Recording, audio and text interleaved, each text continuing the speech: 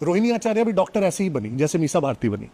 उनको भी MGM medical college में एडमिशन कराया गया, टिस्को कोटा पे, फिर पीएमसीएच लाया गया और वो डॉक्टर बन गई। इन दोनों ने जिंदगी में कभी एक दिन भी प्रैक्टिस नहीं किया, आला भी नहीं पकड़ा।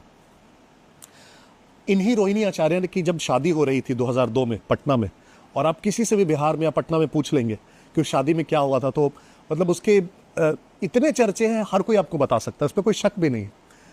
उनकी शादी के लिए पटना में एक ताजमहल पैलेस होटल जो बॉम्बे का है, उसका रेप्लिका के तौर पर एक टेंट बनाया गया।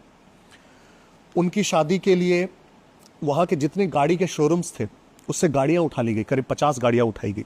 एक मारुति शोरूम के ओनर ने स्वेच्छा से 5 गाड़ियाँ दे दी कि आप 5 ले जाइए। कहा गया नहीं, 5 से काम नहीं चलेगा। 10 और गाड़ियाँ उठाई, एसी वाली नई मॉडल ऑल्टो और वैगन आर। फिर ये लोग फर्नीचर के शोरूम जाते हैं। राबड़ी देवी के बड़े प्रसिद्ध भाई थे साधु और सुभाष यादव, अभी भी, अब तो खैर अनबन है। हाँ, तो साधु और सुभाष यादव फिर फर्नीचर के शोरूम गए, 100 सोफा सेट्स और जो प्लस चेयर्स एकदम होते हैं वो उठा के लेके आए कि पंडाल में लगाना है, वो लेके आए। बस चैन की सांस ले पाए कौन? फूल वाले, क्योंकि फूल आए थे सिंगापुर से, थाईलैंड से, दिल्ली से फूल मंगाए गए थे, तो उनको कुछ नहीं किया गया। जो गाड़ियां लूटी गई, उन गाड़ियों में पेट्रोल भी पेट्रोल वाले से, मतलब पेट्रोल पंप से क्रेडिट भराया गया, पैसे नहीं दिए गए उसके। उस पूरा जो आयोजन था उसके कार्ड्स, शादी के कार्ड्स बंटवाए गए डीएम और एसपी से, डिस्ट्रिक्ट्स के शादी के कार्ड उनसे बांटे गए।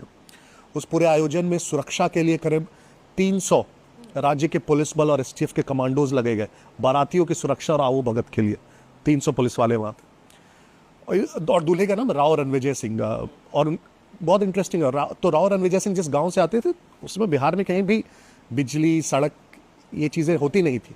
तो दूल्हे के गांव, अब राज्य सरकार के कर्मचारी भी लालू को खुश करने के लिए, मतलब, तो रातों रात दूल्हे के गांव पे बिजली चली गई, टेलीफोन का लाइन चला गया, सड़क चली गई। इनफैक्ट एक एस्टिमेट है, मैंने कोट किया है बुक में, कि सिर्फ वहाँ बिजली पहुँचाने में करीब 25 लाख रुपए का लॉस हुआ इलेक्ट्रिसिटी डिपार्टमेंट को। ठीक। और सबसे हास्यास्पद इस पूरी चीज़ में कि जो दूल्हा था वो दूल्हे के पिता इनकम टैक्स के कमिश्नर थे।